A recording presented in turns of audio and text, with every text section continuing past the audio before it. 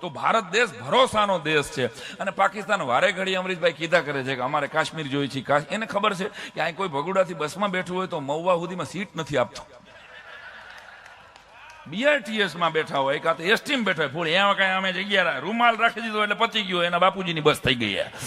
રૂમાલ પડ્યો હે ભાઈ, આ મારો રૂમાલ નથી જોતો તું, આ માથા કોઈ સીટ નથી આપતું ઈ દેશમાં. અને આપણે કેટલા વર્ષોથી ગાય છીએ, કીર્તિદાનભાઈ થી લઈને બધા જ ગાયકો ગાતા આવે છે કે પાવલી લઈને હું તો પાવાગઢ ગઈ હતી, પાવાગઢ વાળી મને નો ગાય ને મારા હમ છે, પાવાગઢ વાળી